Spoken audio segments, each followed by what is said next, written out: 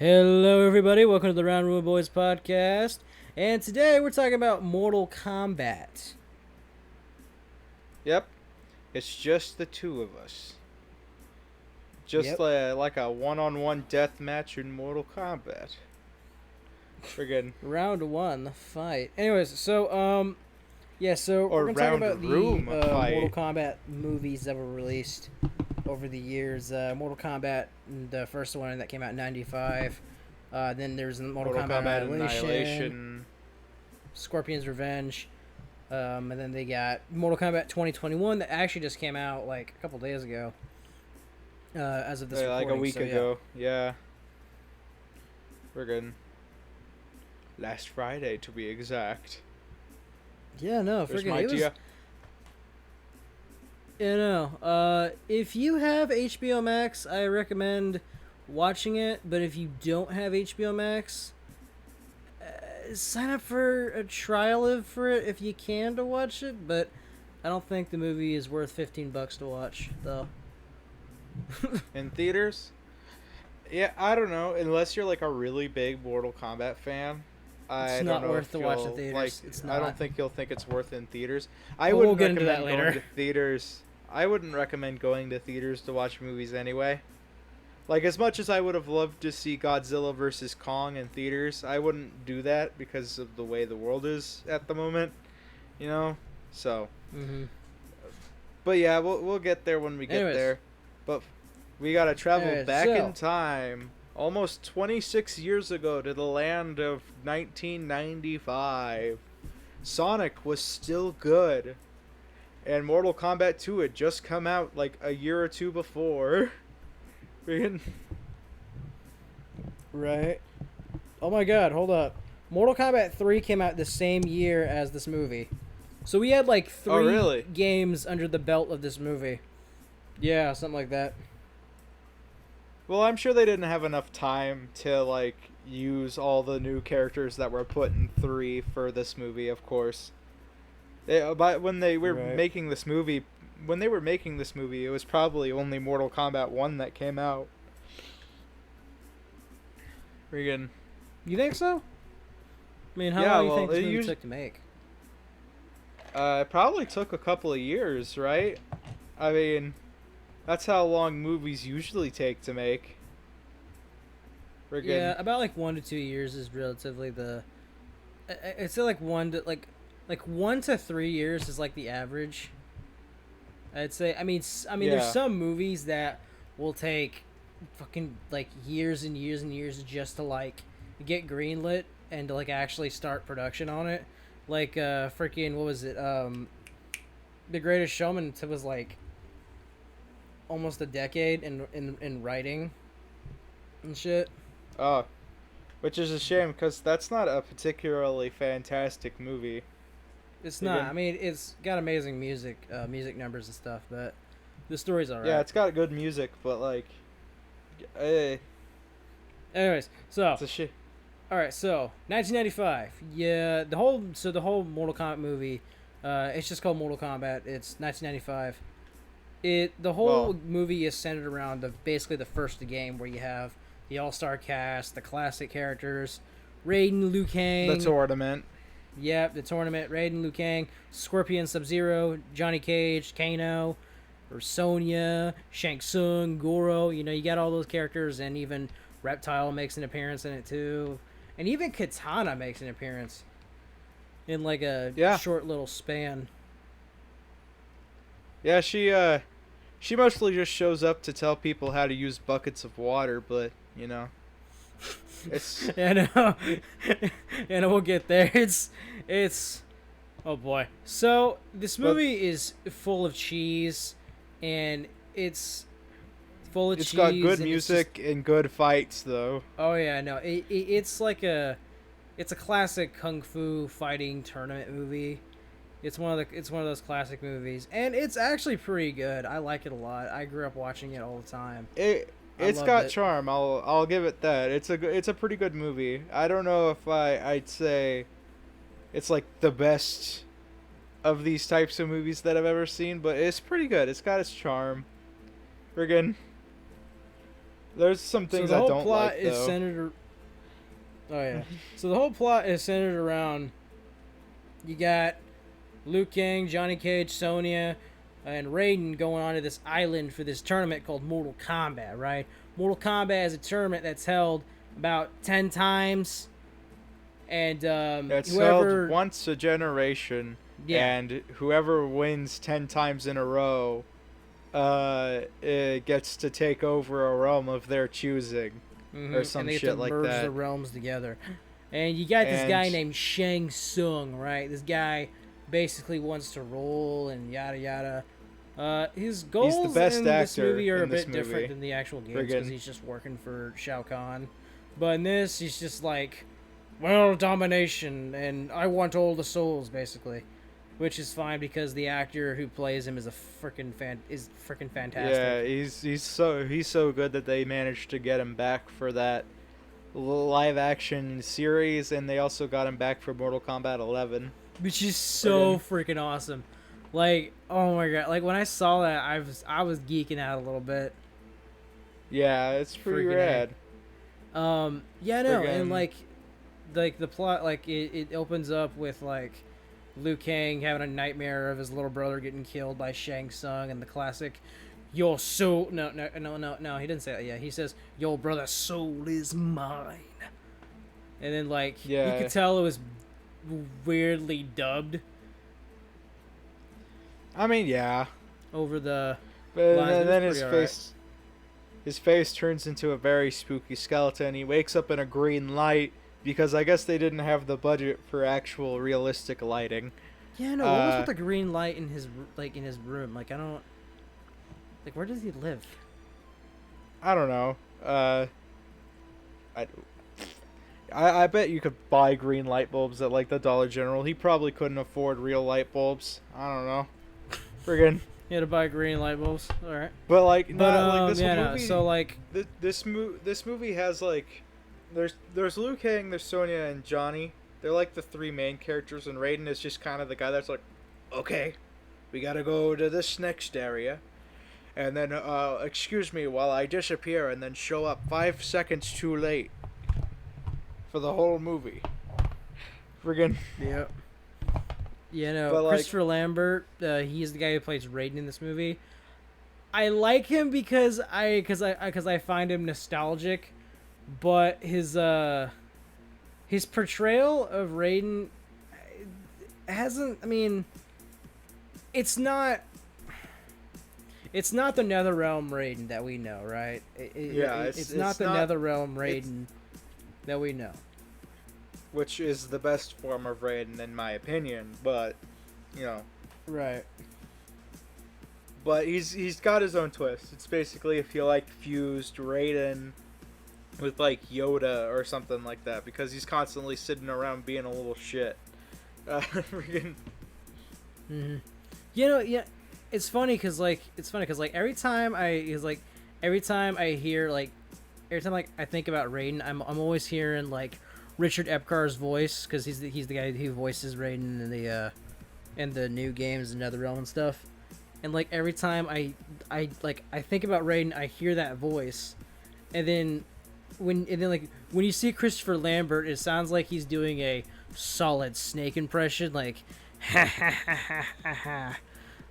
My name's Raiden. He's got some like this bad smoker's lung. It's funny. It was like, you fucking lame asses. You fought like 10 guys, got fucking cocky, and didn't realize the mountain of men that somehow stood behind you, and you didn't fucking notice until That's you like my turned around, favorite you dumb Raiden fucks. scene. That's like my favorite Raiden scene where he's just sitting on the staircase, just clapping, going, "Excellent performance." He's just he's just sitting there watching the entire time. So like Liu Kang's whole thing is that he's trying to kill Shang Tsung because Shang Tsung killed his brother. You know, that's like the actual crux of the story. Johnny Cage only goes to Mortal Kombat because he wants to prove to the world that he's a real martial artist and that he doesn't fake his own stunts. Which like I guess back in 1995, the press was just so bored that they had to like just bully an actor for not having a stunt double. Bringing. No, oh boy. Oh no. It's like. But like frickin'- they don't really focus on that too much. They just kind of mention it every once in a while. Sonya has the whole plot line of basically the only reason she gets on that boat is because she wants to get Kano. But they like drop that like after like 20 or 30 minutes into the movie because Sonya just fucking kills Kano. So she kind of just does nothing for the rest of the movie except get kidnapped by Shang Tsung and gets put in a dress and is chained against a wall like fucking King Kong. Fucking. Because Shang Tsung has a hard on for Sonya. Yeah, I know it gets real creepy. No, He's like, it's like a "Sonya, weird thing. My sweet, sweet Sonya. He like he It's gets like a all weird sensual thing about too, it. where it's like the whole reason he stole Sonya was because Johnny made a deal that if he got to fight Goro one-on-one, that the rest of them wouldn't have to die or whatever. And Shang Tsung's like, oh, okay, but you know, if I want to fight somebody, you know, it can be of my choosing, right? And Johnny Cane's like, oh, well, I don't see any problem with that. I mean, it's just like a reasonable offer to me. And then that's when Didn't even think he about accepts that. the deal, and he accepts the deal, and that's when Raiden comes in and goes, "Here I am, 5 seconds too late to tell you that what you're about to do is just fucking stupid. You're just clearly gonna choose Sonya, you dipshit." She's the only one that has nothing to do for the rest of the movie. Yeah, no, and then you know, like in the fight scenes in this movie were pretty cool overall. There were a few scenes that were Yeah. but like overall though, it was pretty awesome. Like the Really? Scorpion versus Johnny Cage It's fight was Johnny was Cage. classic. Yeah, but like for every Scorpion fight, there's a Sub-Zero fight where he literally just gets killed by a bucket of fucking water, getting thrown at him. Liu It's- Kang had it's- some pretty cool fights. He fought this black guy that had like this big ass bamboo stick. They had like a bamboo stick fight. Whooped his ass. What was with this guy? There was another black guy in the movie. There was, I think his name was like Art or something. It was like this random ass guy that just hung out with Johnny Cage and said he was really cool, and he fucking gets mauled by Goro. And everybody acts like it's a huge deal, like we lost a huge, like the soul of the movie just left because Goro killed him, and it was just some random guy that had like 2 lines of dialogue. Yeah, no, before. like what the fuck? It's Yeah, like- yeah, no, like you know, like we see him for like 5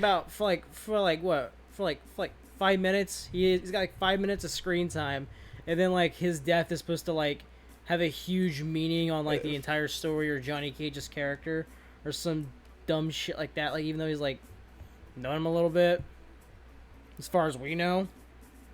Yeah.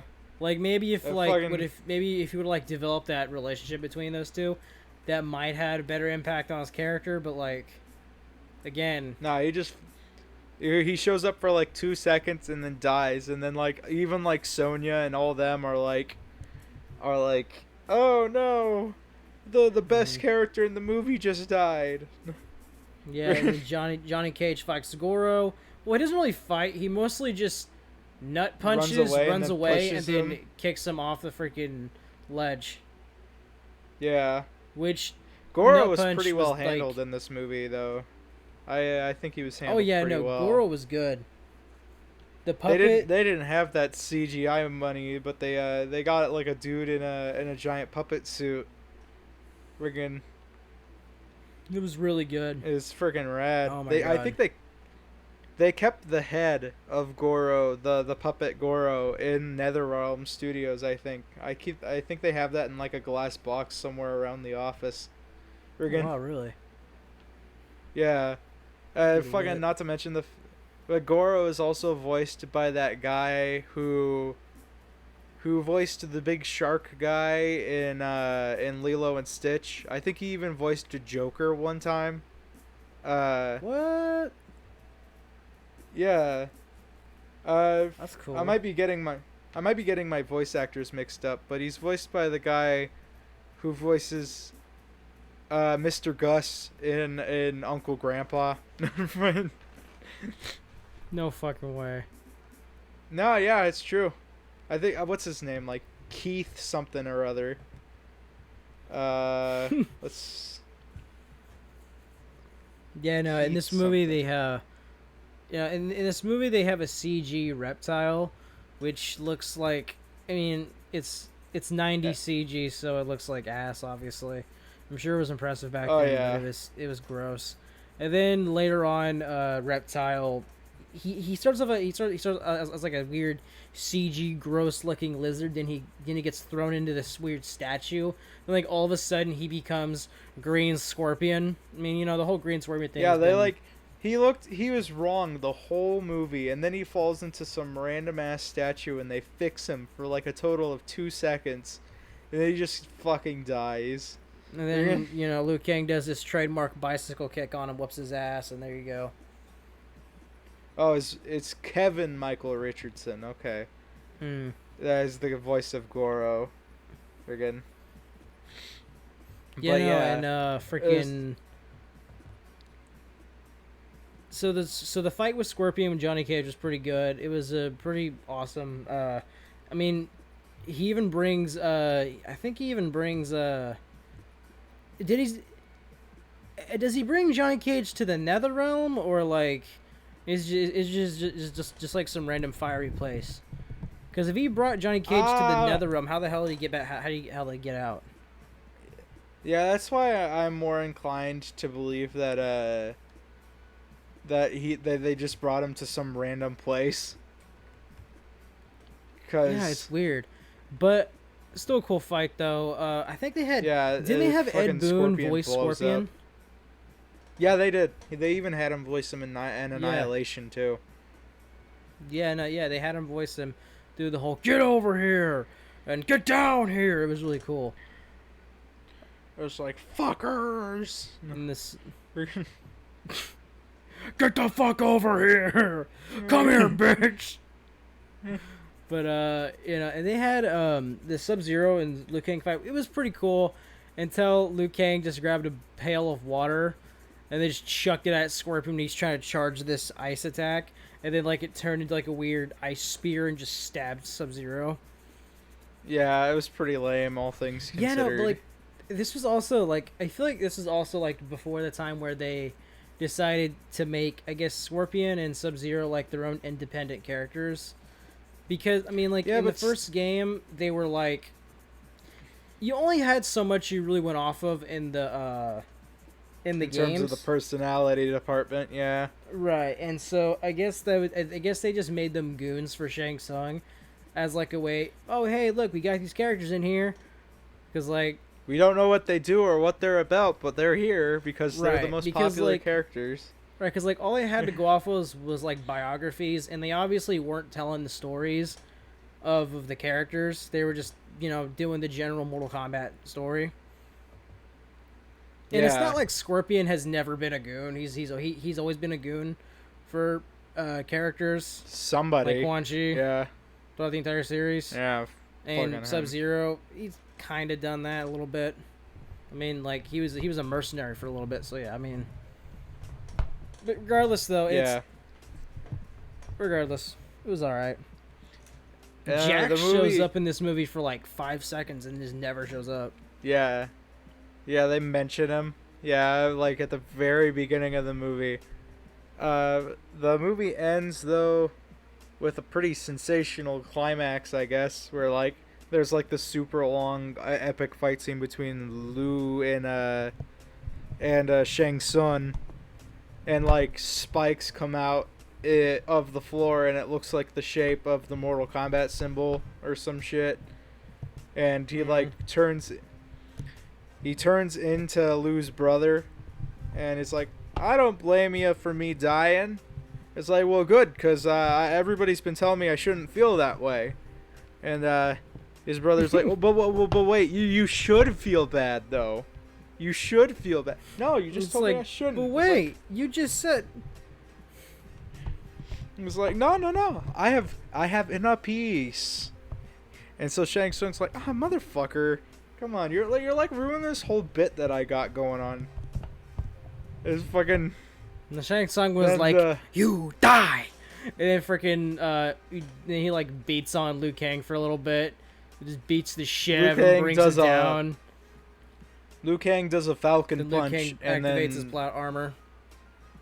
yeah, and fucking punches Shang Tsung onto a spike, and then he says flawless victory, even though he got his his ass kicked hard. Like, bro, that was not a flawless victory. But I guess they had to get that word in somehow. Yeah. But yeah, it's a pretty good. Yep. And not to mention the sick beats that movie's got. It's got Music is nice. The Kano With the main and theme. Sonya fight was pretty alright. Yeah, but was for me pretty it was a little too It was a little too quick for my liking for how it. Yeah, no, that it was the it was too damn short. It was the climax to Sonya's story arc, and it lasted like 30 seconds. Friggin'. Mm-hmm. It was not long enough. But So I'd say yeah, like it's a pretty good movie. performance-wise, though, like acting-wise, like the best actors in this movie were fucking Shang Tsung, Liu Kang, Johnny Cage, and then I'd say Raiden Kano. I love Raiden in this movie. Well, I love him. Raiden's character is something I don't particularly appreciate, but I don't blame the actor for that. I'm not gonna blame the actor for being directed the wrong way. Friggin'. Well, the thing about it is like the what writers he's given- wrote Raiden to be goofy, so like the actor kind of had to just go off that. I guess so, but I'm not. Christopher Lambert did a good job with what he was given. Mm-hmm. I don't dislike Christopher Lambert because he was Raiden. I just don't particularly. It's not my least favorite version of Raiden out of these movies. Oh, we have a There is another. version. There's 3, in fact, in total. There's 3, in fact, and they just can't get them right. They just can't get them right. Mhm. The poor bastards. They can get Reptile. They get Reptile equally as wrong as they get Raiden. Which, like for Reptile, I'm a Reptile main, so of course I want him to be done right. But he's not exactly as important of a character as Raiden is, so it kind of hurts a lot more that they never get Raiden right in these fucking movies. Right. Friggin'. But, yeah, overall, what would you rate this one out of, like, 10 or something? I don't know. I give it Alright, so I'm leaving my nostalgia goggles on for this, alright? I'm not taking them off on this movie, alright? I'm giving it a 9 out of 10. Because I'm giving this is one of the better video game based movies in general, and it's classic to me. It's a fun one to watch. I can watch it anytime. I don't need an excuse to watch it. Oh yeah, it's a pretty easy movie to watch. Friggin'. Mm-hmm. But like, it's fairly condensed too. Yeah, it's a pretty short movie. It's only like an hour and a half or so. Mm-hmm. But I didn't watch this movie as a kid. I watched the other one as a kid, the one that nobody likes as a kid, because that one was my dad's favorite. But I didn't watch this one until very recently, all the way through, and it's not a perfect movie. It's fun. It's a fun movie. It's got good humor. It's got good humor and it's got good music. It's got some pretty good fights. It's got a good it's got personality to it, I feel. Yeah, it's got a charisma to it, but like it's overall like not an incredible experience for me. Cuz there are problems with like there's some cheesy acting. I don't like Sonya Blade has a huge problem in all of these movies basically of being useless, and it's not most prevalent in this one. It's not the most prevalent in this one, I don't think, because she does get to fight Kano and actually kills the bastard. But I've always disliked the get out of my way, I don't need your help character archetype, and that's basically what she is in this movie. Friggin' and Yeah. I don't care for that. I don't care for the way Raiden is written, though I don't blame the actor for that. Friggin' it's to me it's a 7.5 out of 10 to me. It's a good That's fine. C That's movie. Friggin'. That's fair, actually. But it's nowhere near as bad as the one we're about to talk about next. Mortal Kombat Annihilation. So we pick up like right Ooh. off at the end of the first movie. They can't even keep to their own. It's literally just They like can't even keep to their it's own literally canon, like though. moments after. Dude, the movie starts in the exact same way with the music playing in the background and the flames around the dragon symbol and all that. And it shows footage from the first movie too, and it lures you into like a false sense of security that we were gonna get all the same actors back and stuff. But nope. Literally everybody but Katana and Liu Kang are recast in this movie. It friggin' and I don't know why. Like, Johnny Cage fucking what was dies the reasoning like behind that? 2 minutes into this movie. Johnny Cage just fucking dies. Friggin' Honestly, I like the Sonya in this movie, the actress for Sonya in this movie more than in the first more than one. in the first. Yeah. That's fair. She is given more to do in this one than in the first one, I guess. Mhm. Friggin', there's a bunch of characters they add into this movie, and a lot of them go absolutely nowhere. Friggin' Sub-Zero's little brother shows up in this movie as the new Sub-Zero, and they don't do anything with him. He helps them once and then is like, I guess I'm gone. Yeah, no, like, he literally shows up to fight Scorpion, and like that's it. Oh wait, no, Yeah. no, it was Smoke, wasn't it? He fought Smoke first, and then he fought Scorpion, and then Scorpion And- showed up and fought him. I'm gonna have the Ed Boon suckers line stuck in my head in my nightmares, because I Yep. never imagined such an immature line coming out of somebody like Scorpion. Friggin'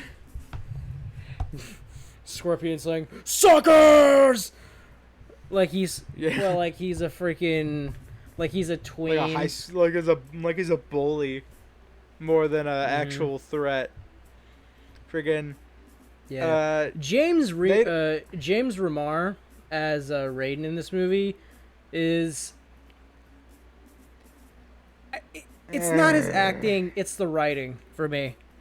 Again, Yeah. it's the writing. It's not his acting. His acting is not particularly awful, though it's a bit wooden, in comparison to the last one. It's just they write him with so much dumb shit.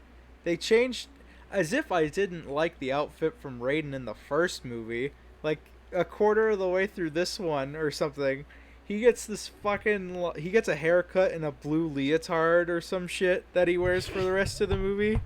It's the dumbest shit I ever saw. So, Shao Khan is the villain in this movie, who is Because poorly Shang Tsung acted, is fucking dead. poorly written, and Oh yeah. really just a goofball. This movie is shot like a Power Rangers episode, like a long Power Rangers episode.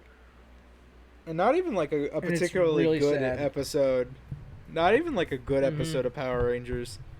Friggin' friggin' they ruined Raiden and Shao Kahn by making them like brothers and then having them be the son of Shinnok, which Shinnok doesn't look anything like he does in the games. He's just some dude in a cloak that yells at his children a lot.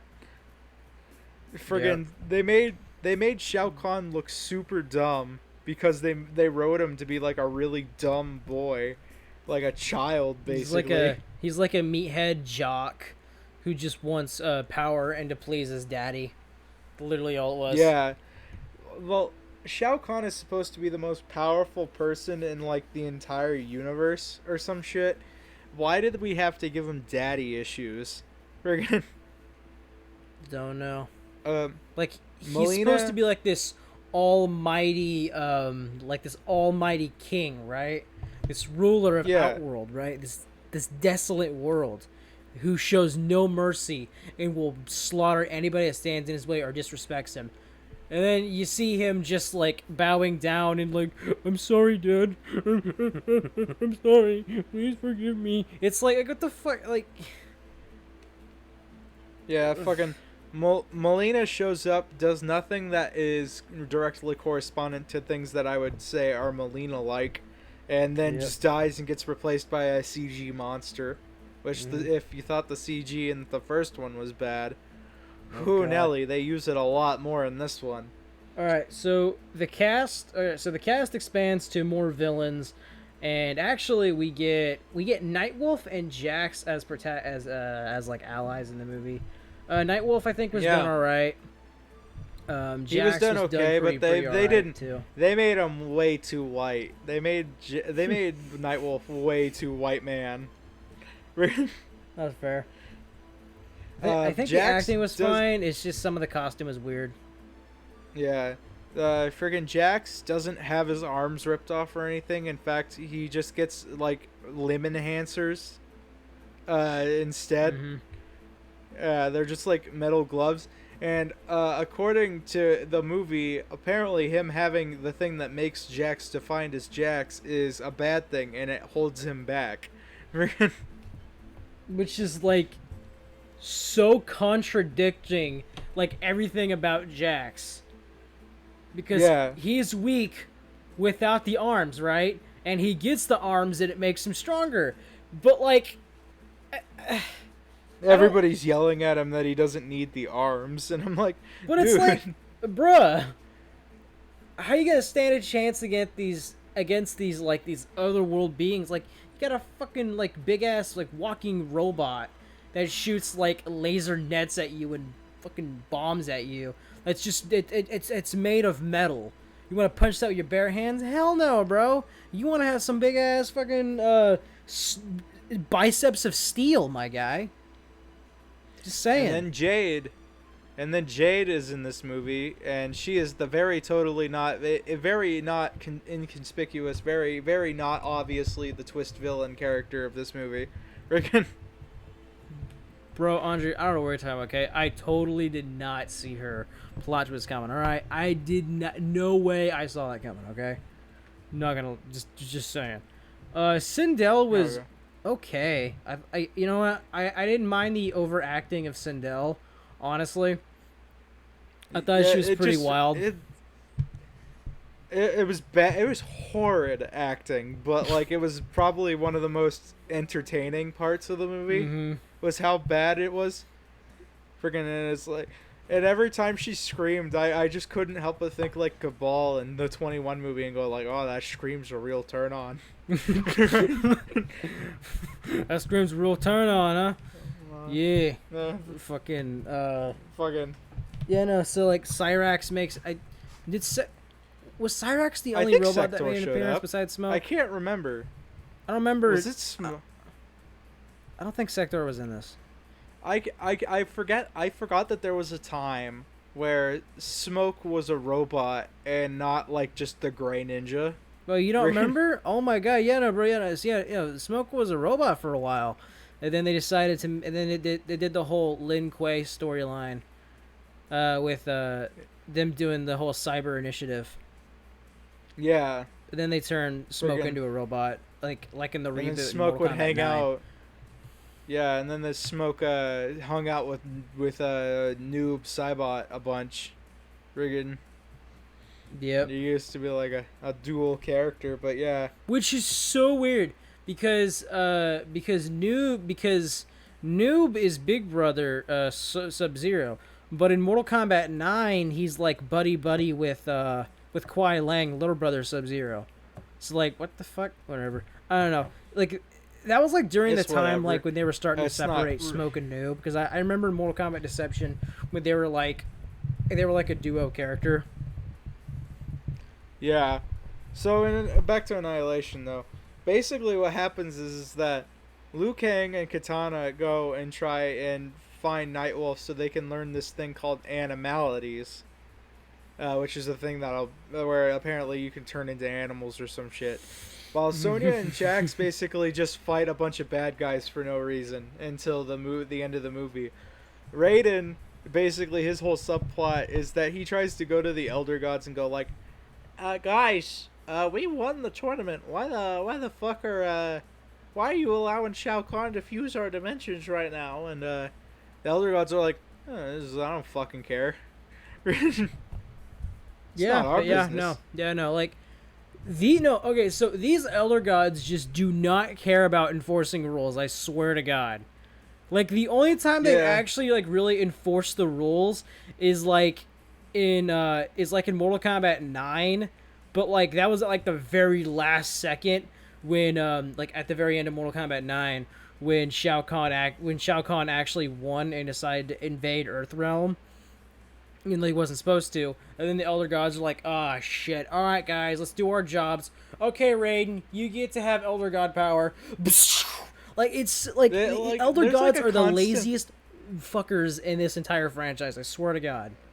Yeah, and that's like a consistent theme throughout most of the movies, too, including the new one. Oh my, the Elder Gods are just ridiculous. fucking lazy. That they're just so fucking lazy. But, like, yeah, it all meets up and they're like, oh no, Los Angeles has been collided with some fucking Outworld temple or some shit. And freaking Shao Kahn is like, yo, bitch, I'm gonna be the ruler of this world. Raiden's like, nuh-uh, big bro. Yeah, it's like, oh yeah, I forgot we're related. By the way, I'm gonna kill you with one singular green ball of goop. And you're just gonna die, okay? It's nice knowing your brother. And Raiden's like, oh shit, not the Nickelodeon slime. Fucking dies. Fucking, oh, do you remember Baraka in this movie? You remember Baraka's appearance? Oh fuck, I wanted to forget it because that mask was terrible. Oh my God. I honestly kind of like it. I like the costume for Baraka.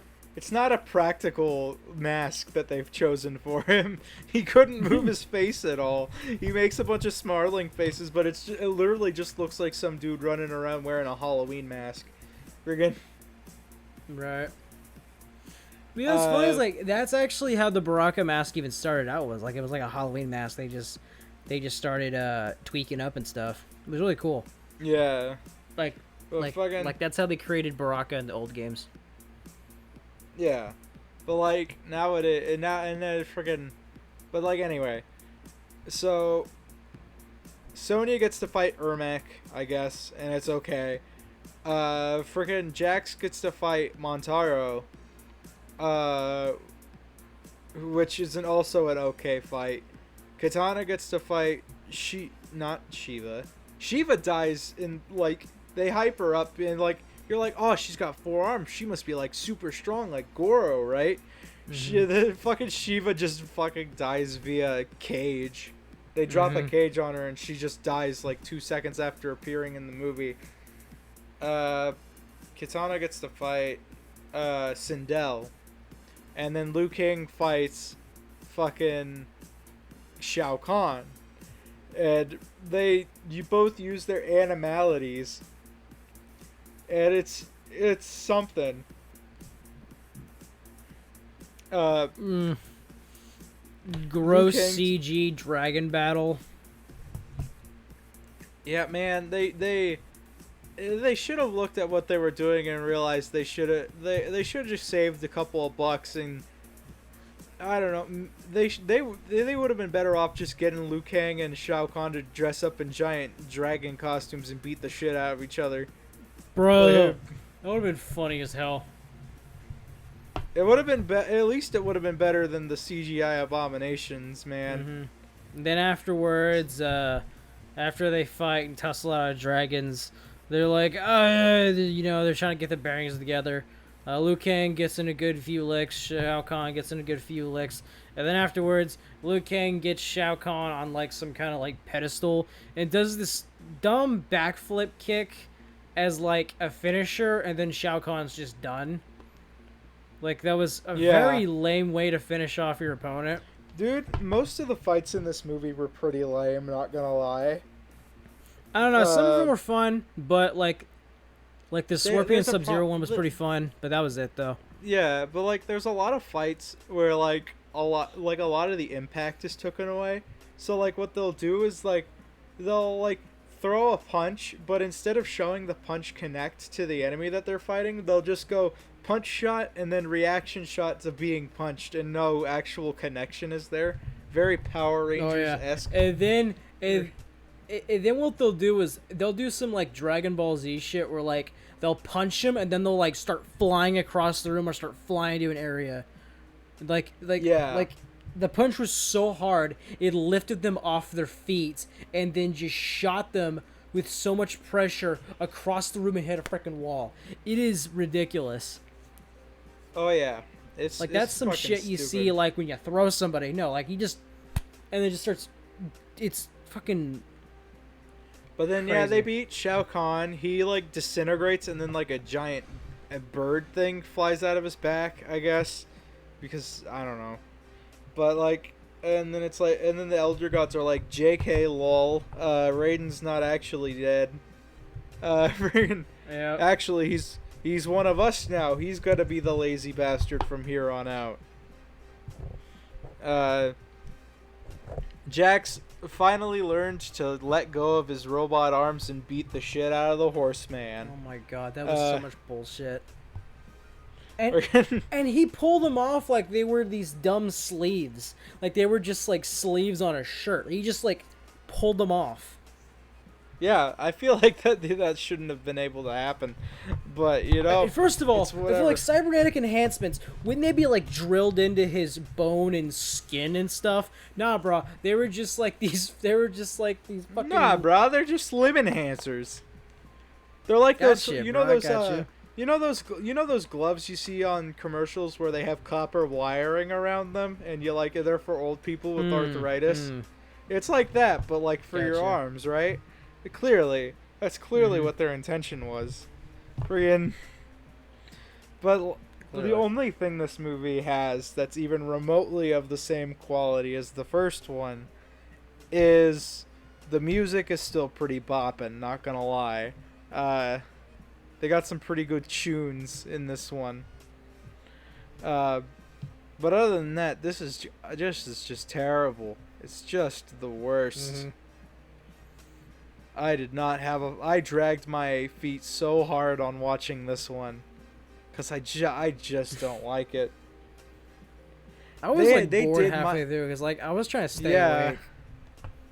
Friggin', I literally fell asleep when I tried to watch it the first time, and then I watched it the second time and I made it through. They did my boy Rain so dirty, I fucking hate it. I was just gonna say that, bro. No, like freaking like Shao Kahn just throws Rain like a pit of fucking fire and just kills him for like no reason. Dude, that's Rain. Come on, give Rain a little credit, why don't you? Right? Friggin', he's the purple guy. Come on. Dun dun da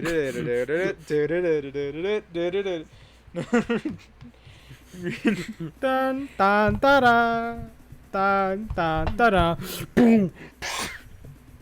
Yeah. But anyway, I rate this one probably like a 4 out of 10. It's not the worst movie I've ever seen, but it's pretty fucking bad. I give it a 5 out of 10 because there's a little bit of nostalgia in there for me, but like, it's bad. It's a bad movie. It's bad. It's a Yeah, bad movie. Unlike But we're gonna talk about a really, really good freaking movie. Mortal Kombat Legends: Scorpion's Revenge. now this is a Mortal Kombat movie, all right. That's a juicy meatball. That's a spicy meatball. For God, one, the it's animation's animated. So awesome. The animation is so good, and it lets them be a lot more graphic than what they would usually be able to do. Oh, bro. because- So this is sort of a prequel, sort of like retelling of the first movie. Yeah, but, it's kind of like it's like a fusion of like it's like a fusion of the MK4 storyline with Sub-Zero and Scorpion, and you fuse that with the movie from 1995. It's like Mm-hmm. what's And what's I just think some it's- other Mortal I think the Kombat story shit is like okay. Jax's arms. I think the Right. story is fine. I think it's just what it needs to be. Right. But like, again, like all of like the Scorpion and Sub-Zero interactions and the Scorpion story was fucking fantastic. Patrick Seitz, the guy who voices Scorpion, oh my god, Oh, he nails perfect it. Yeah. delivery, perfect. Dude, he voices him in the games too. Like he Mhm. voices him in the NetherRealm trilogy, and he's so fucking good. Oh yeah, by the Friggin- way, he also voices Dio from JoJo. Oh, I mean, yeah, I can hear it now that you pointed it out. yeah, no, like frickin' when I was watching it, I'm like, come on, I know that voice from somewhere. I know the voice. I was trying to remember. But yeah. But fucking One of my the whole cast of this movie is pretty good. Though I wish that they could have I wish they could have managed to get the guy who voices Raiden in this movie. I feel like that would have been like the thing they really would have. That would have been really just fucking awesome. Mhm. Oh yeah, Richard Epcar. Yeah, Frickin', But the thing about this movie though is like I'm gonna do a little bit of critiquing though with this movie because like as awesome as it is, there is some problems with like focus on characters though, because like the movie shows itself as like Scorpion's movie, but like it feels like it's mostly about Sonya, Johnny Cage, and Liu Kang for the most part. I mean, like you got Scorpion for like the beginning and then some bits in the middle and then like the end, but like a big chunk of this movie is like dedicated to the main trio, which I feel like they just sort of lost focus on what they were doing. Honestly. Yeah, that's fair. But like I mean, I like- like I like the it's main alright. trio. Friggin' Sonya is as useful as she's ever been in this one. She's no, Sonya was awesome. yeah, she's fucking great. Liu Kang was pretty good. Johnny Cage was like, there were moments fucking where I he thought was Johnny awesome. Cage was annoying. There were Like moments which when I thought one? he was annoying, but there was also some good ones. What? What do you have an example of when he was annoying? Anytime he wouldn't like, hey, how to describe this? Anytime he kept like denying shit wasn't real, even though like it was like abundantly I clear don't that it know. was real. I thought it was really funny when Jax got his arms ripped off, then he was like, "Fake, these special effects fucking suck." But like, I felt like he also like didn't really like do a whole lot until like near the end of the movie. That's Like true. when he was like saving Sonya and kicking ass, and like also the fact that he said like, no man, I don't fight, dude. I got stunts who do I got stunt doubles do that for me. And I'm like, oh hell no. You just destroyed Johnny Cage's character with that sentence, because his whole character is built off of the fact that he does his own stunts. And the fact that he just said that, I'm like, did you miss the whole point of who Johnny Cage is? Because like he literally says that. Well, And at I'm least he's like- in the movie. What's that? At least he's in the movie. Thank And, like, God. And he does fight. And, like, he's voiced He by does a fight, really but like funny guy. in the Baraka fight, he mostly just runs away in the Baraka fight, and then the fight with like all those Dragon Clan, what the fuck they call them, like the Black Dragon soldiers, whatever. Yeah. Sonya just keeps knocking him down and keeping him from fighting, and it's not until like she's about to go save Jax, he actually starts whooping ass. Yeah. Not until then. But, I mean, I don't know. Overall, I think Johnny Cage was okay. There was just some character, like, there were some character problems with him, in my opinion. I'm like, that's... Yeah, once again, Jax is not very relevant in this movie. Again. Yeah, no. They God, they... I don't know what... I don't know why they never, like, make him do anything that's like actually meaningful. I don't in even movies. think he gets his robot arms in this one. I don't think he even gets that. He doesn't. He doesn't. Goro he shows gets up his ass again kicked. in this movie. And he's voiced once again by the guy who voiced him in the 1995 movie. So that's pretty great. Right. Again. They implemented the X-rays from MK9 and X into this movie. Oh my god. And it's So fucking fucking rad. Cool. Mm-hmm. It's All right. I like the opening scene of this movie is like the greatest thing in the universe to me. Mm-hmm. Where he sees his wife. Why do you think people feel the scorpion? Yeah, friggin' when he sees his wife dead on the floor, and then he just goes on a rampage and kills like fucking 50 people. Friggin'. Mm-hmm. Oh, And then his so fucking cool, kid dude. dies, and it's... The one thing, though, is I hate that see, they like- did the... I hate that they did the thing in this movie, though, that Mortal Kombat 4 did, and it's like, uh-oh, it was that cheeky bastard Quan Chi the whole time that killed Scorpion's family, not Sub-Zero. It's like... I never liked that. I wish that there Honestly- could be... Honestly, I prefer the relationship between Sub-Zero and Scorpion where they're rivals and not friends. Freaking... Personally. So it really bugs me that that they keep nipping us of the opportunity to have like an actual rivalry between Scorpion and Sub-Zero. And instead it's, nope, it's this like- white guy. I mean, like, okay. So, like, Scorpion and Sub-Zero... Okay, so, like, Scorpion and Sub-Zero, even, like, the little brother Sub-Zero, like, him and Scorpion always had a bit of a rivalry, but it was morely out of, like, they respected each other. But, like, it's not until, like, Scorpion finds out that Quan Chi was behind everything. It's not until, like, they started becoming buddy-buddy, like in Mortal Kombat X and 11.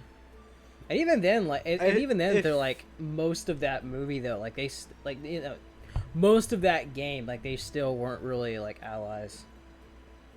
I swear to you, because I know that the new Mortal Kombat is getting a trilogy made out of it or something. I swear to you, if in like the third movie or something, Scorpion shows up and it ended up being Quan Chi that killed his family in the beginning the whole time.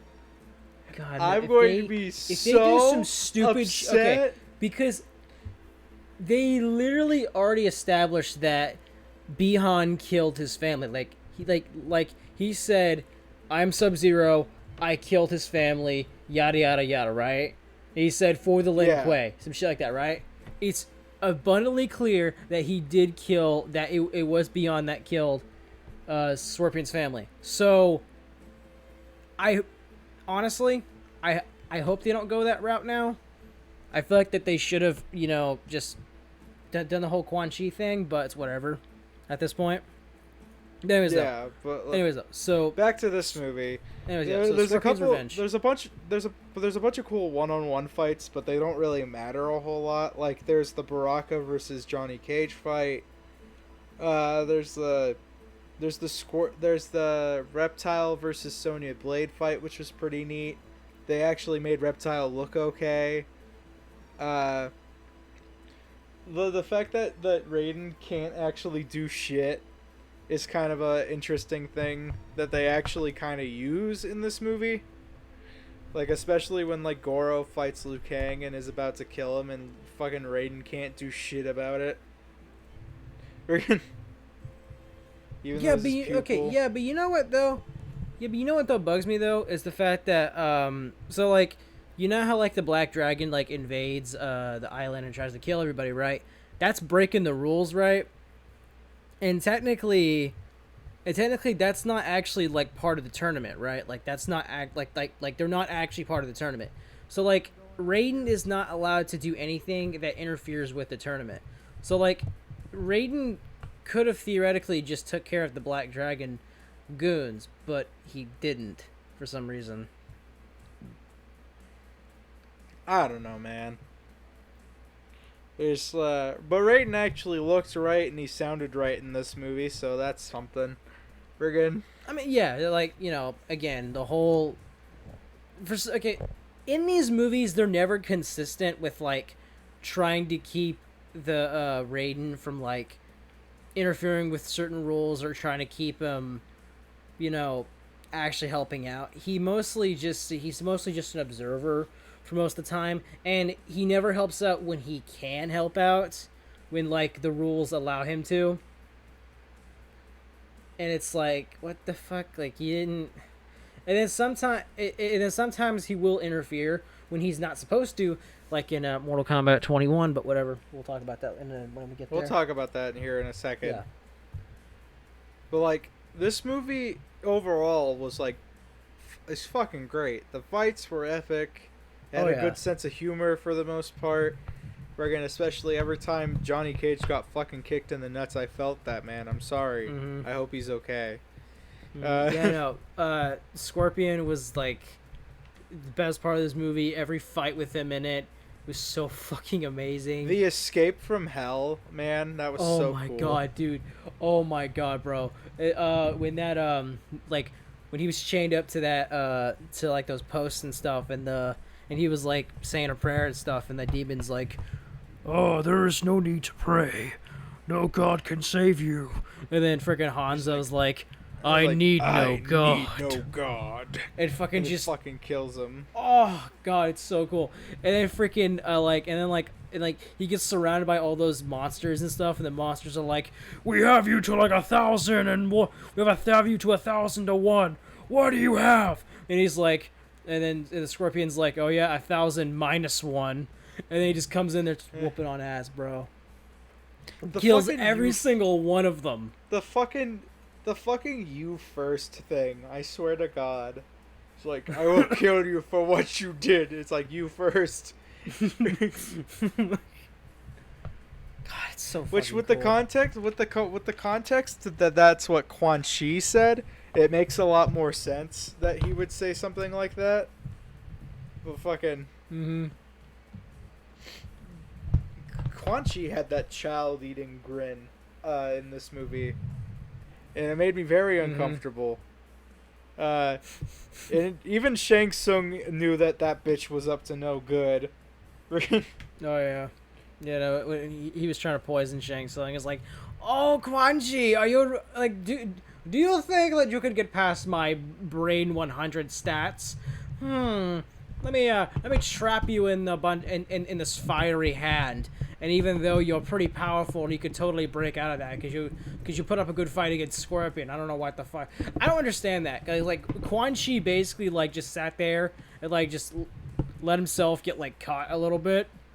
He didn't even try to fight back. He just sat there, even though he's like he can hold his own pretty well. Yeah, but that's immediately preceded though by like the coolest shit in the universe. Not only does it start off with the only part of the movie that actually made me like go oh when I saw it, which was fucking Goro getting his skull ripped out of the back of his face, and his face was still attached to the front of his body. That was fucking gross, but it was really cool. Yeah, like so like Goro was beating the shit out of Liu Kang, about to kill him, and then fucking Scorpion's like, "Get over here!" and freaking pulls out his spear, goes right into Goro's skull. Yeah. So fucking cool. And then Goro, Scorpion and Quan Chi have a really good fight, and it's fucking awesome. While the island is collapsing, because Shang Tsung escaped like a little bitch, and apparently Shang Tsung is connected to the island somehow, so it starts crumbling, because it's an island that lives in between Outworld and Earthrealm apparently. Mm-hmm. Which is kind of an interesting thing that they did. And then they set up for a sequel when Shao Khan comes in. Yeah, apparently the guy that voices Shao Khan I want them in this to movie, continue this. Yeah, I hope that they continue it too. But the guy that voices Shao Khan in this movie is the same guy that voices that demon that was torturing Hanzo Asashi at the beginning of the movie. Oh, really? Yeah, it's the same guy. Friggin'. Hell yeah. Yeah, no, then they set up for a sequel, which I hope they do make a sequel, honestly. Because this movie is objectively speaking, this one is probably the best Mortal Kombat movie. Mm-hmm. I don't know. Absolutely. But this movie's fucking awesome. It's pretty rad. I like it a lot. I'll probably watch it again here soon. It's fun. You know, it was a grand old time. I was surprised. It was way better than I thought it was the amount of blood and gore in this movie, especially all the swear words. Because like as soon as you turn this movie on, you are immediately greeted with Daffy Duck doing like a dance, and then Scorpion like pulls him away. Yeah, go so Scorpion's like fuck. Severely subverts your expectations. I'm just saying. Yeah. Like it starts off. This with was like a Warner Brothers animated movie.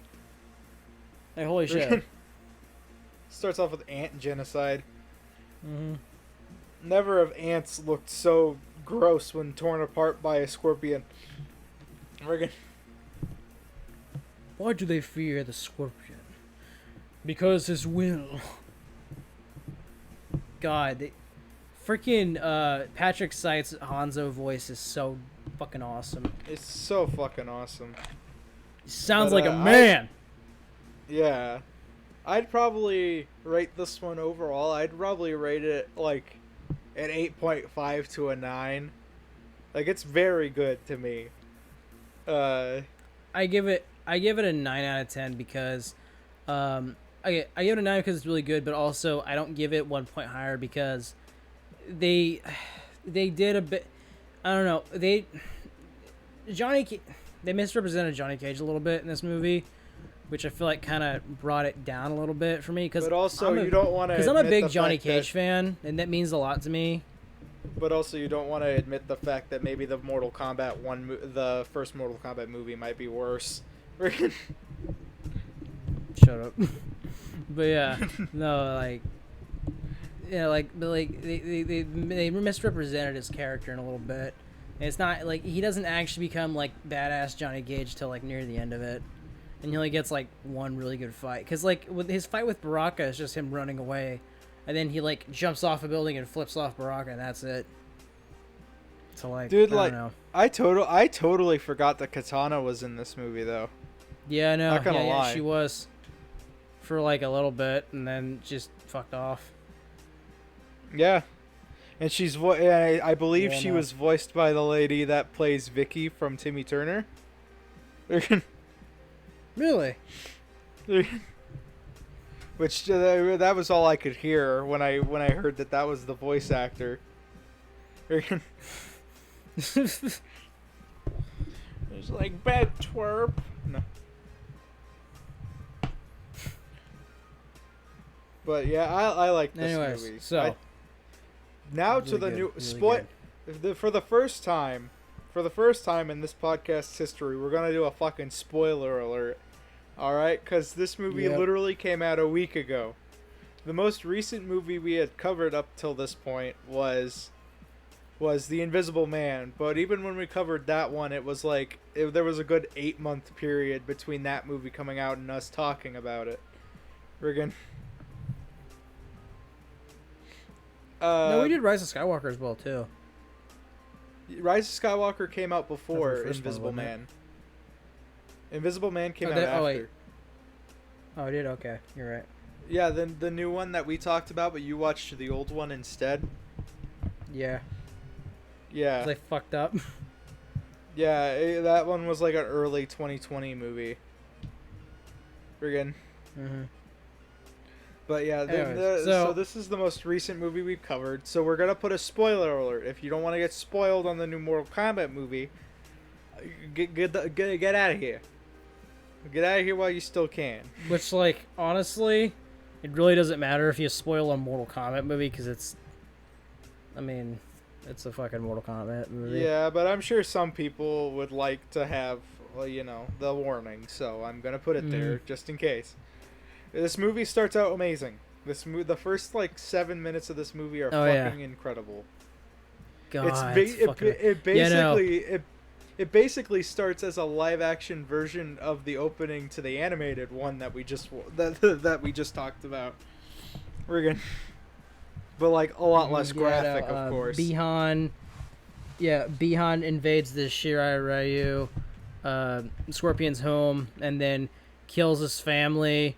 And then fucking Hanzo comes around, starts killing a bunch of Lin Kuei like a badass, grabs a little gardening tool, and just uses that as the spear. Oh my god, it's so fucking cool. Yeah.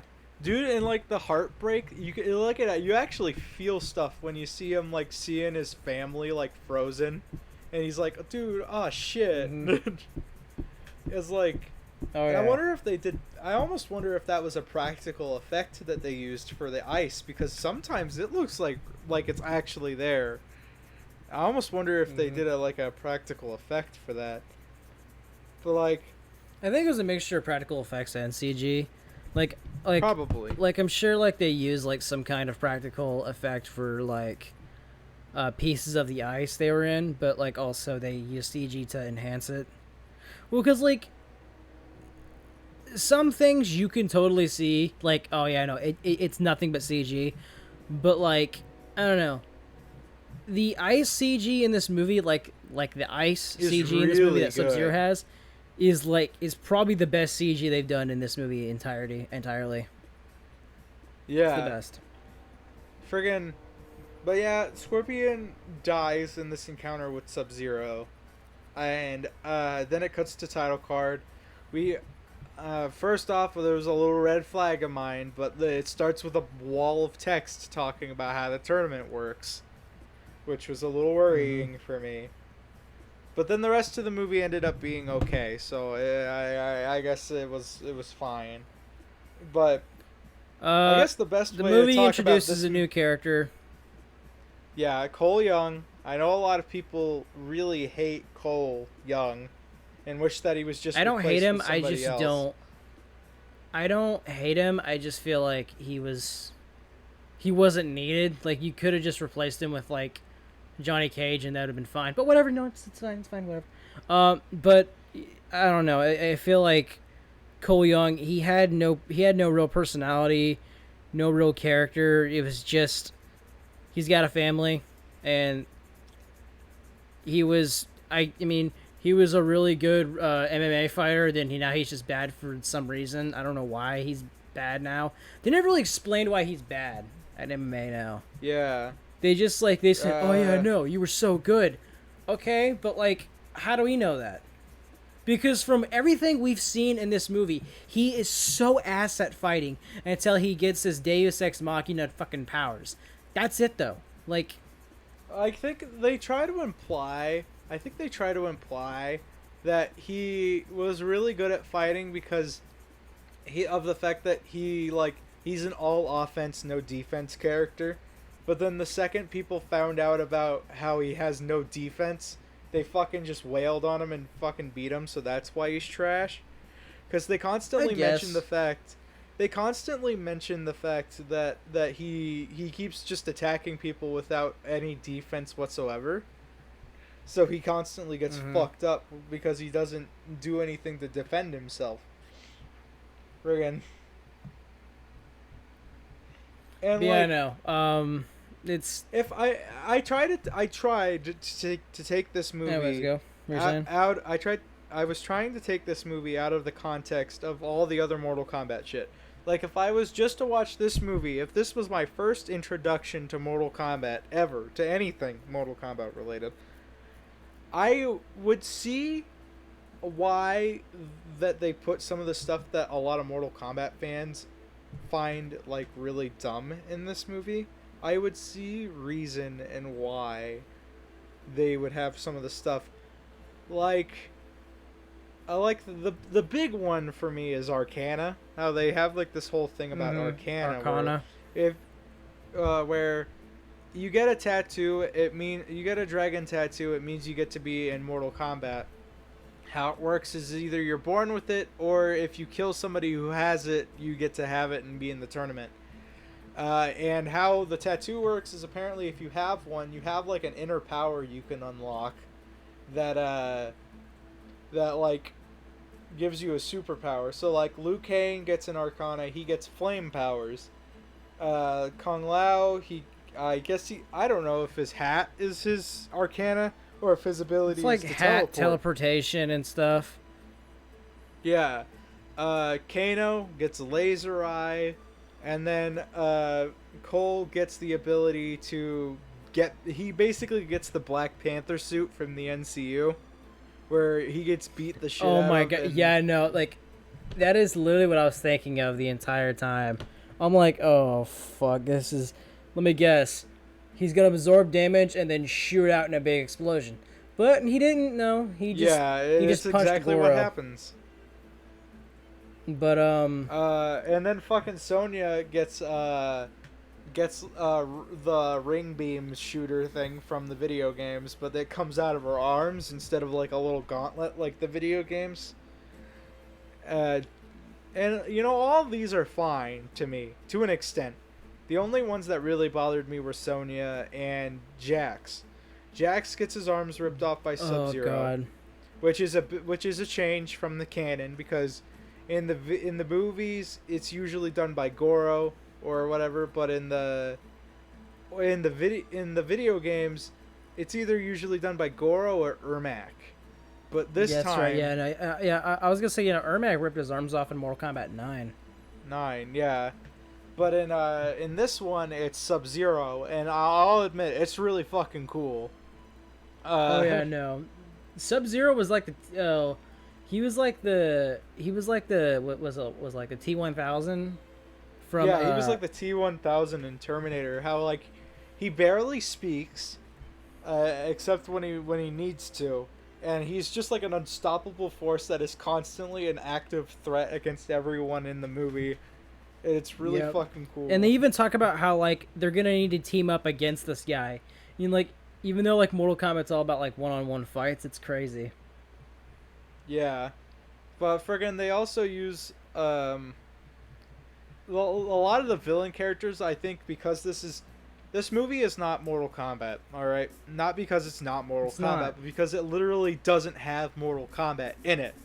You know, it doesn't have the actual tournament in it. It's not, this movie is like all just like a prequel. It's just a prequel setup for the tournament, but like, I don't think it was basically well. Basically, the whole movie is Raiden trying to train the last defenders of Earthrealm so that they're ready for Mortal Kombat, while Shang Tsung tries to kill them all so that they can win before the tournament even starts. And because of that, they use a lot of, I can only assume to be filler bad guys for Shang Tsung's team, because they use 2 deception characters as 2 of the bad guys. Actually, you know what's funny? No, Reiko was from Mortal Kombat 4. Actually, I just learned that a while ago. That what was that? Reiko, whatever his name is. He was from 4. Reiko was from Mortal Kombat 4. I thought he was a deception character for the longest time. He showed up in the Deception Armageddon, but he came out in 4. I'm not sure about the demon chick though. Oh, Natara? I know she was at least in Armageddon. But like, Yeah, those no, two I are know that obviously Reiko's from only 4. put in for a kill count. Those two were obviously just put in because they didn't feel like putting in two actual threats yet because they Fan wanted to service save and kill that for count. the. Yeah, they wanted to save the big villains. You know, they wanted to save their Quan Chi's, their Reigns, their, people like that for the next movie. Friggin'. And Yep. I mean, the kills are cool. I mean, like, Natara gets the classic sawed hot dog style in halfway with Kung Lao, and he goes flawless Alright, so victory, I've and been it watching actually some deserves reviews of it. this movie. Yeah, everybody's been watching this. I've been watching reviews of this movie recently, and everybody's saying that the fighting and the combat and like the martial arts and stuff suck. I disagree. I thought it was fun to watch. I thought it was really cool. I didn't hear it. I don't know. Maybe I watch different reviewers than you do, but I haven't heard anybody particularly complain about the fighting. I've been watching a bunch of negative reviews over this movie, and I've also been watching some positive reviews, but from like the negative reviews I've seen though, like everybody is just shitting on saying that like the fighting sucks, the choreography is ass, and I'm like, I disagree with that. I think it's awesome. I think it's fun. It's really dope as hell, in my opinion. And Yeah, they do a really good really job cool. using the special effects in the powers and stuff, like the flames and the energy blasts and stuff. Reasoning behind them, I think it's dumb as shit. And I don't think you need to explain why people have superpowers. Yeah, You know what I mean? but, Like, I don't think you need to explain but it I in could Mortal I could Kombat. I could understand why they thought they would need to put in an explanation though. But Like, because yeah, like, I understand it. I just don't agree with it. Like, you don't need it. But like, I get what you're saying, and I understand what you're saying. But like, I don't agree with like, you don't need to explain it. I mean, you got a whole world full of sorcerers and lightning gods and shit. Like, this might be bold of me to say. I don't think this movie was made for Mortal Kombat fans. I think it was a movie specifically made to get people into Mortal Kombat. I don't think this was a movie for Mortal Kombat fans. Friggin'. I disagree with that because there's a lot of throwbacks to Mortal Kombat fans and a bunch of Mortal Kombat nostalgia. Yeah, there's a bunch of stuff like that. Like, if you're already a fan, you'll enjoy. But like, the core of this movie is, I think, just to get you into Mortal Kombat, because it's mostly like the whole movie is basically just explaining stuff. Again, that people that, because if this was a Mortal Kombat movie for Mortal Kombat fans, I feel like they wouldn't have to feel the need to explain everything in painstaking detail of how everything works. Because if this movie was made for people that already know what Mortal Kombat is, they would know that they already know what that is and wouldn't spend that much time on all of that. But like, I feel like this is a movie that you'll appreciate if you're a Mortal Kombat fan. You're gonna like stuff like how Natara and the Hammer guy are in. But I feel like this movie is mostly for people who have never heard of Mortal Kombat or whatever, and are like, hey, this is a good introduction to what this is all about. I think it's okay. I can see what you're saying. But like, I don't know. That's probably also why they needed they felt the need to put in a self-insert audience character. Yeah. They didn't.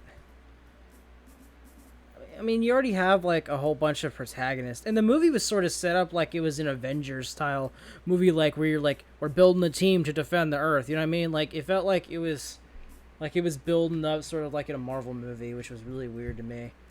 Yeah. But the thing. Let's see. A lot of the characters are fine in this movie, but there's only like one or two that are particularly like, that go up to the standards of like characters from the first one. Like, Sonya is basically the same as she was in the first one, except now she couldn't kill Kano, and she's a conspiracy theorist now, I guess, or something about the Mortal Kombat. She's just like a big fucking nerd about it. Friggin' Right. Oh yeah. Also, Liu Kang. Cole's a fucking idiot. I don't know. Okay, it's like there's a scene where like he's like looking at like the wall and shit and everything, and then like fucking like she's explaining Mortal Kombat and stuff, and like showing a picture of Mortal Kombat. He's like, I feel like you made that last part up, and she's like, and I'm thinking like, bro, you literally just saw some dude freezing the entire like world around you, freezing, shooting ice out of his hands. I feel like that. I feel like that you need to sort of suspend your disbelief just a little bit because you're seeing all kinds of crazy hey, look, shit they now. even spelt it wrong. I know. I'm like, what the like, bruh.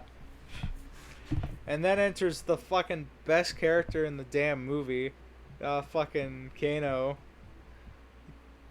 Kano literally like carried this entire fucking movie on his shoulders. Yep. He carried this movie harder than Kano did a really good job. Yeah, he was funny. He embodied the character beautifully. Fucking, they found a way to get in his laser eye, which I thought was pretty cool. Yeah. He does his Even though like his his laser eye was fatality. from his eye patch, but they just incorporated a special power for him. Even though like his laser eye was from his eye patch, but it's whatever. Friggin'. I mean, they also made Jax's superpower his arms, so like I don't know.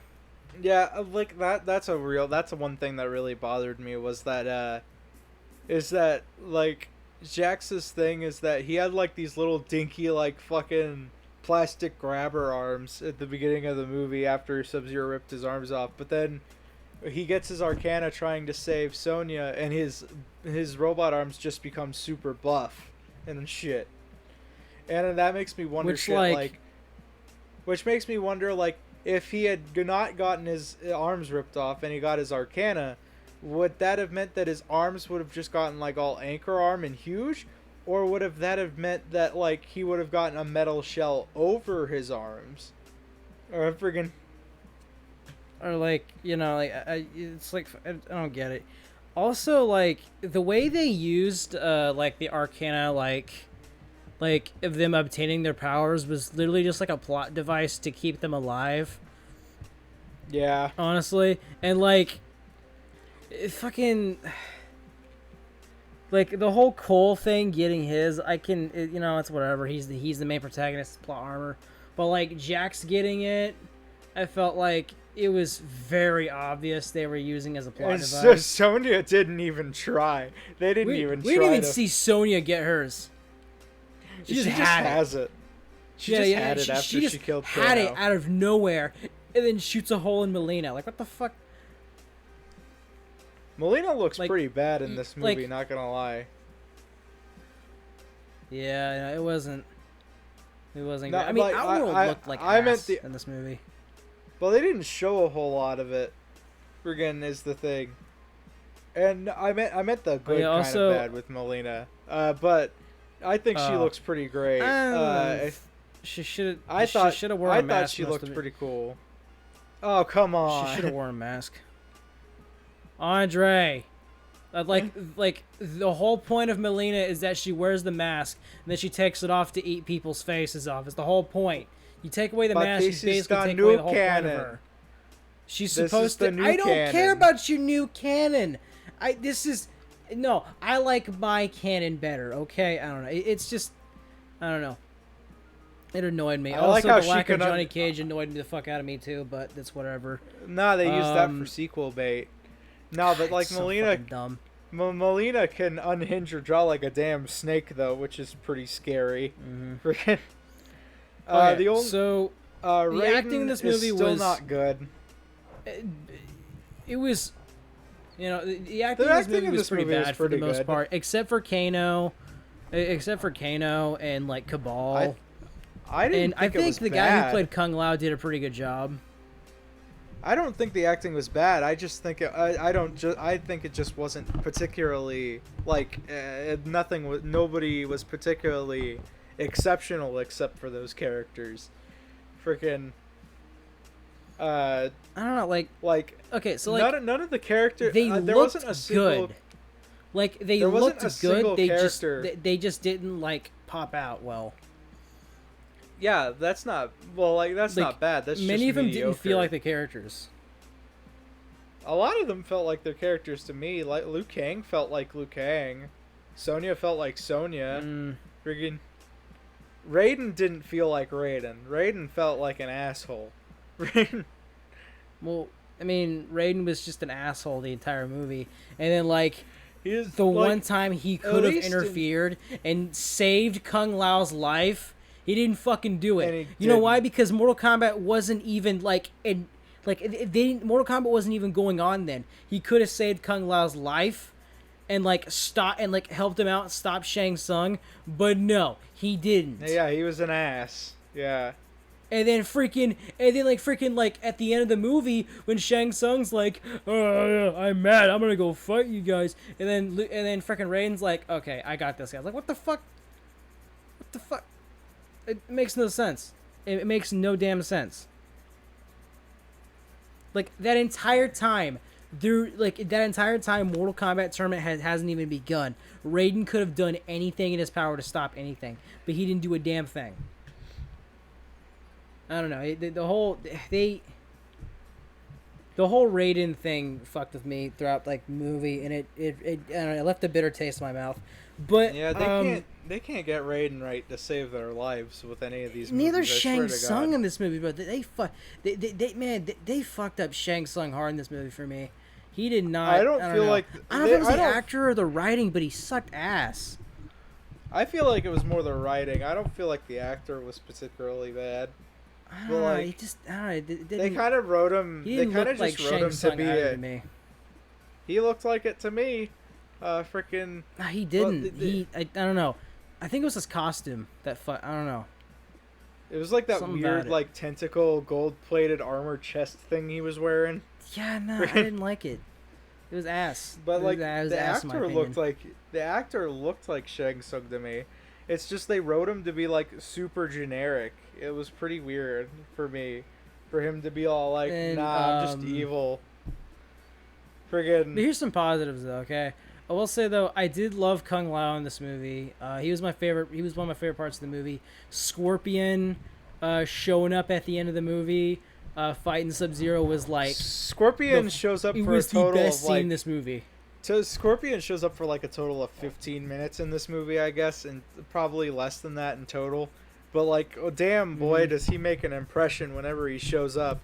Oh yeah, especially the theme song that plays when he shows up and he's throwing the fucking spear and he says, "Get over here!" and They brings, actually changed. They changed how he delivered Yeah. the line from the trailer too. Yeah. Where like in Yeah, the no, trailer, they got a lot. it was He got like, a lot of shit. Get for that over, get in the over trailer, here. but then, It was like in the trailer. mm-hmm, In the movie, it's like, get over here. It's like, mm-hmm. get over here. They had to white his We're good. voice up a little bit, Yeah. but I do find it funny that like that Scorpion.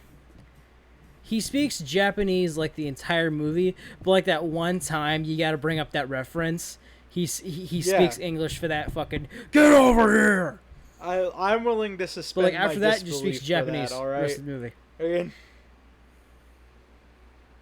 You know, I'm yeah. willing to Well, it's fucking Scorpion, and like, again, like it's a Mortal Kombat movie. You got to be able to like suspend your disbelief and just sort of accept it. Really, honestly. you know what don't know. biggest underplayed fucking thing in the whole movie was, right? It was fucking Goro, Mhm. bro. Goro was so downplayed Yeah, in this no. movie. Oh my god, yeah, I know. Like, a girl was fucking up Cole real hard, and then, like, Cole all of a sudden gets his powers and just starts Oh fucking no, up they Goro. flipped he fucking flipped to the gamer switch, and now all of a sudden he just beats the absolute shit out of Goro. Mm-hmm. And then he killed him. And I'm like, I mean, I don't know, like Cole's fight with Goro was cool, But like I don't know, I would have preferred Goro just fight like another actual like main character. You're fucking But like. it is what it is though. I mean, it was kind of cool when Cole's wife showed up and slammed an axe in the side of him. I mean, that was pretty neat. Again, I mean, I guess. I don't know. I never really cared for his family or him. I feel like they didn't really give me a reason to care. I love the introduction to Sub-Zero in the modern day in this movie, where like they're in like a diner or something, and all of a sudden it starts snowing, but it's July, and then it's like a fucking horror movie how the ice slowly creeps up on shit. You know what? I was getting some like Elsa vibes right there, like from Frozen, and then like in my head I was thinking the banana na na na na na na na na na, like the intro to the Let It Go song. But Sub-Zero. I want to edit that now. Oh my god. I mean, you got the new editing software. You can do it. Oh yeah, absolutely. But like, Sub-Zero was in the movie a lot, and he was done really well. And it made me a little more disappointed of the fact that Scorpion was in the movie so little. If you don't count the weird like psychedelic flashes of Scorpion all over the place because Cole is related to him and shit, right? And I was so worried that Cole was going to transform into Scorpion. Yeah, no, same no. That was my biggest fear. I was so terrified about that, bro. I was like, oh, but thank God he was just given fucking Black Panther armor instead. Thank fuck. Because when he was getting beat up, they kept showing like wires trickle around the fucking spear, and I'm like, oh God, no, please. And then he like cuts the blood of like Hanzo or whatever, or like the blood whatever, and he just fucking just summons him. Like he's a Pokemon. Is this some Attack on Titan shit where like if Cole slices his hand with the fucking Scorpion spear, does Scorpion come out of the hell and go like, oh, I'm about to fuck you up, boy? Also Scorpion doing his toasty fatality on Sub-Zero was awesome. Apparently, it's fucking amazing. Apparently, though, there was apparently a line. They filmed it where apparently I forgot if it was Scorpion or Cole, but apparently right after that toasty death, apparently either Scorpion or Cole actually said out loud "toasty" after they killed him, but they took it out of the movie because it was such a tone killer for the scene. Oh, but it would have been so.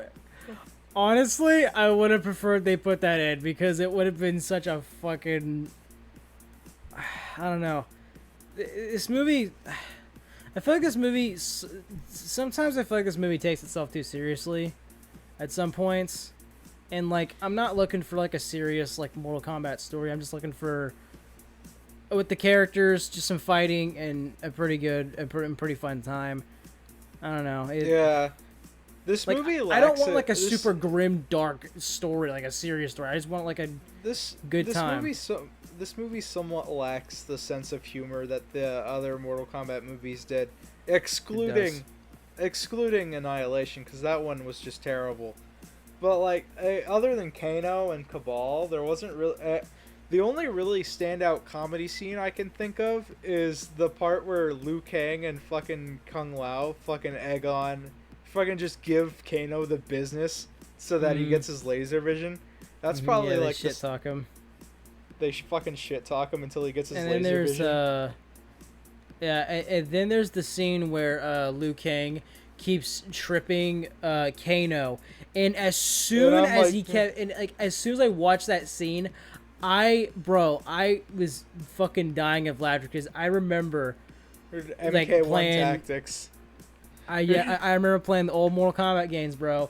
That was the tactic, bro. That was the tactic. Yeah. Doing that was what me and Ashton were doing too when we were watching it. We were like, "Oh my fucking god, he's doing MK1 tactics." You know something that goes back low kick. Frickin'. And then There was Kano like was like, "You gotta use the same move over and over again." Friggin', there was one. The only thing that minorly disappointed me about Kano is toward the beginning of the movie they do this thing where he's drawing the reptile that they fight. I don't think it's the reptile, but it's a reptile that they kill early on in the movie. Oh my god, Andre, are we gonna have this discussion again? It's not chameleon. No, it's chameleon. All right. It's But reptile. It's not chameleon. they don't name drop him as reptile, so it's not reptile. Friggin'. Oh my god. But fucking, like, Kano starts drawing chameleon on his notepad, and Kano's like talking about how he's a bit of an artist, and I'm disappointed that they literally never bring that up again in the rest of the movie. Like,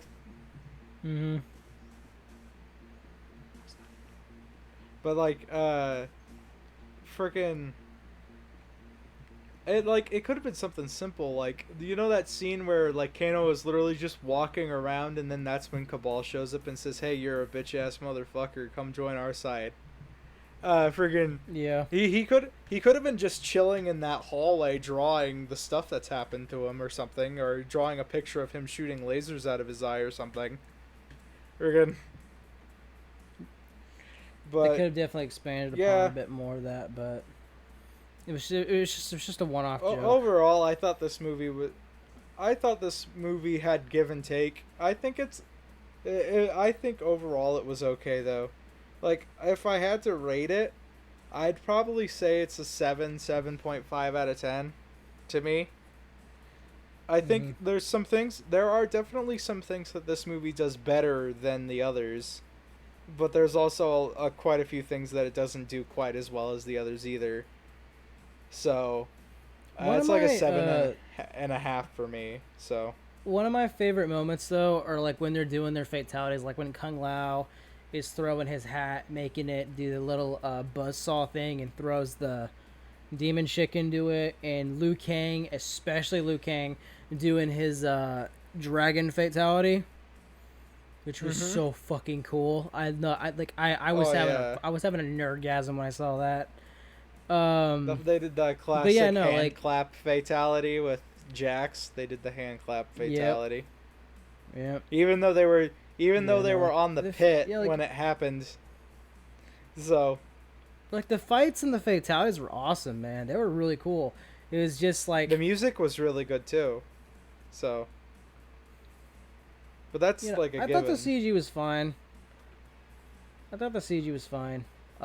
It didn't bug me. Yeah, it's mostly just like the writing. Nitara. And the Nitara characters. bothered me with her CGI. Again, the demon chick kind of bothered me. She looked fucking weird. But other than that, it was mostly just the writing. The writing felt too much like it was just set up to get to a movie that we know is going to be better. And it felt so rushed too. Like the pacing, the movie goes by really quick though too. Like it's a 2-hour long movie, but it goes by really fast. At least it has that going for it. At least it has that going for it. It doesn't feel like a waste of time. It feels really quick. But I'd rate it a 7.5. The ending was rushed as hell though. It is. But that's mostly because it's not the ending. Yeah. But I could have wished that we had seen more Scorpion, but it's whatever. It is what it is. I'm glad that we got a badass Scorpion Sub-Zero fight scene though. That was the fight I was hoping to see the most. Yeah, that was I love the little thing that they did where the little callback to the first fight where Scorpion throws the spear past his head and then Sub-Zero leans towards it. Because earlier in the movie he did the same thing and he cut his cheek. Friggin'. Yeah, I thought that was pretty cool. But yeah, it is a pretty epic fight, not gonna lie. Even though mostly it was just Cole punching his family. Friggin'. Oh my god. But, Yeah, no, I mean, I don't know. Like, if you, I don't know. Like, to me, Cole didn't really add anything to the movie. He was just a boring, bland character for me. He didn't really seem to have a whole lot of personality. Didn't have any. Like, he didn't. I don't know. I thought he was He didn't feel serviceable, like a but he character. wasn't. He just felt like a. He He just was a felt vessel like for the audience, like an avatar for basically. the audience. Exactly. Yeah, exactly. He was just an avatar for the audience. That was it. And I feel like that is just a In waste that of a regard, character, it was honestly. pretty I feel he was pretty serviceable as the role of an audience insert, but you know, it's whatever. What would you rate this out of 10, Matt?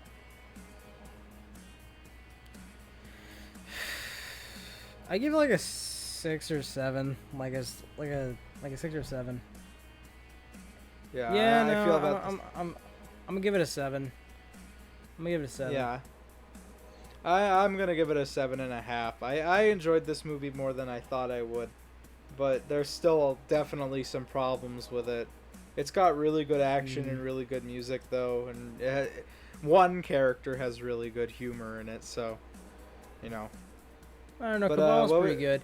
I liked Cabal a lot. I guess I'd say the best performances though for me were like again like Kano, Kung Lao, and fucking Cabal, and Scorpion, Yeah. and Sub-Zero.